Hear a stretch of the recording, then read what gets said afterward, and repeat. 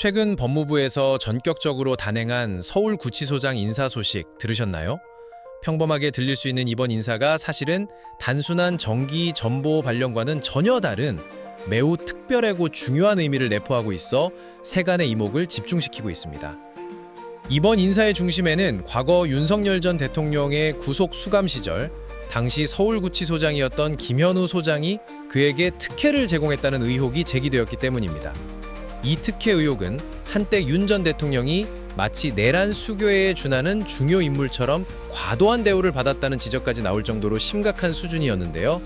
오랜 시간 국민적 공분과 의심을 샀던 이 문제의 중심에 있던 김현우 소장을 법무부가 마침내 교체했다는 소식은 그 자체로 커다란 파장을 예고하고 있습니다. 하지만 여기서 단순히 인사이동이 있었다는 사실만 알고 넘어갈 수는 없습니다.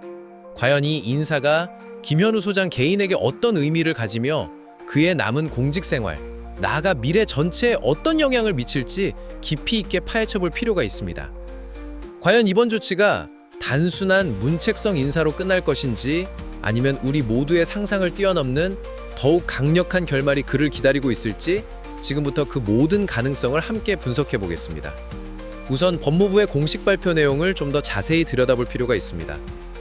지난 8월 14일 법무부는 김현우 서울구치소장을 경기 안양구치소장으로 전보 발령하고 동시에 김도형 수원구치소장을 새로운 서울구치소장으로 발령하는 인사를 단행했습니다. 이 중요한 인사는 8월 18일자로 정식으로 효력이 발생한다고 밝혔는데요. 특히 이번 인사가 왜 특별하냐면 법무부가 직접적으로 윤석열 전 대통령 수용처우 등과 관련해 제기된 여러 문제에 대해 인적 쇄신이 필요하다는 판단하에 단행된 것이라고 그 배경을 명확하게 설명했기 때문입니다. 이렇게 법무부가 특정 인물의 수용처우 문제를 직접 언급하며 인사 발령의 이유를 설명하는 것은 매우 이례적인 일로 이번 사안의 중대성과 투명성을 강조하려는 의도가 엿보이는 대목입니다. 그렇다면 그동안 어떤 종류의 특혜 의혹이 있었기에 이토록 뜨거운 논란의 중심이 되었을까요?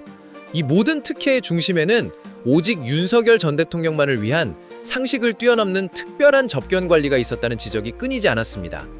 서울구치소는 공식적으로는 수용자 안전관리라는 명분을 내세웠지만 사실상 윤석열 전 대통령이 변호인이나 가족을 접견할 때 일반 수용자들의 이동 동선과 완벽하게 분리하여 특별한 별도 공간을 접견실로 제공했다는 의혹이 제기되었습니다. 일반 수용자들이 차례를 기다리거나 번잡한 환경에서 접견해야 했던 것과는 확연히 다른 특급 대우였던 셈이죠. 여기서 그치지 않았습니다.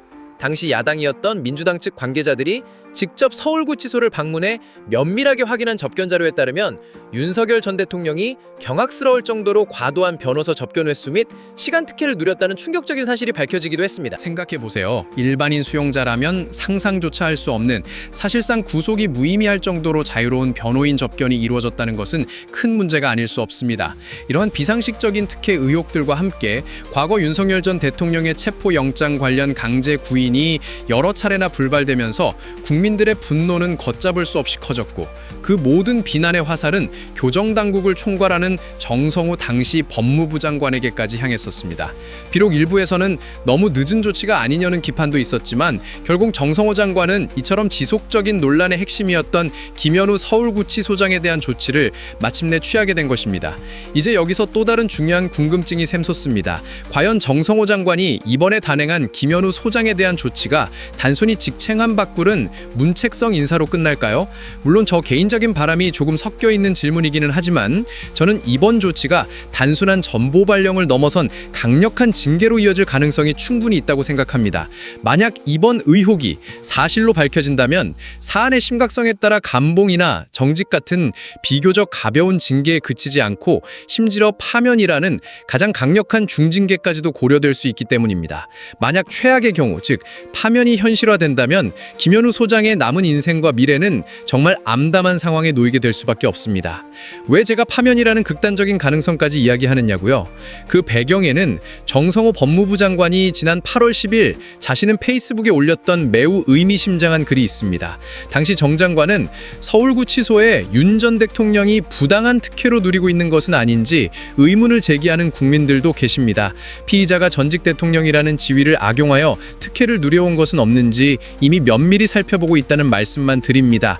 라고 언급했습니다. 이 글은 겉으로 보기에는 윤석열 전 대통령의 특혜 여부를 조사하겠다는 것처럼 보이지만 사실상 그 특혜를 직접 제공할 수 있었던 권한을 가진 서울구치소장, 즉 김현우 소장을 정면으로 겨냥한 경고나 다름없었습니다. 만약 정성호 장관의 말처럼 서울구치소장이 실제로 윤석열 전 대통령에게 불법적이거나 부당한 특혜를 베푼 것이 면밀한 조사 끝에 사실로 명명백히 확인된다면 이는 결코 단순히 보직을 바꾸는 경질선에서 끝낼 만한 사안이 아닙니다. 행정적인 징계는 물론이고 그 심각성에 따라서는 직권남용이나 국가공무원법 위반 등으로 형사처벌의 대상까지 될 수 있는 매우 중대한 법률적 문제로 비화될 수 있습니다.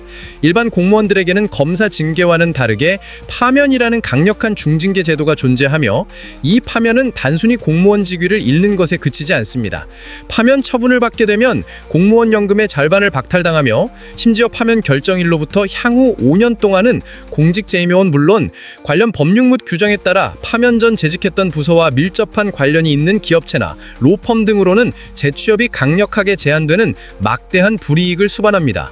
실제로 김현우 소장은 현재 정년이 채 1년도 남지 않은 상태였기에 퇴임 후에는 이른바 전관 예우를 기대하며 대형 로펌 등의 자문위원이나 고문 형태로 취업할 계획이 있었을 것이라는 추측이 무성했습니다.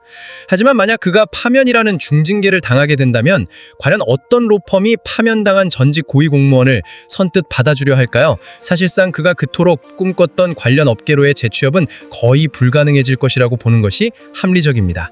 게다가 김현우 소장은 이미 시민단체나 정치권으로부터 여러 사안으로 고발당해 있는 상태이기도 합니다.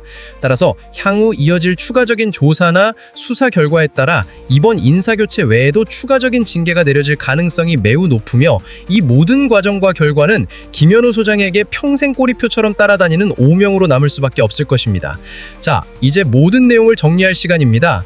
정성호 법무부 장관은 이미 윤석열 전 대통령과 서울구치소 사이에서 오갔던 것으로 의심되는 여러 특혜 의혹들에 대해 깊이 있고 면밀히 살펴보고 있음을 여러 차례 강조했습니다. 그리고 만약 그 조사 결과 김현우 서울구치소장이 윤 전 대통령에게 부당한 특혜를 제공한 것이 명확한 사실로 드러난다면 이는 결코 단순히 형식적인 문책성 인사로 끝날 일이 아니라는 점이 분명해졌습니다.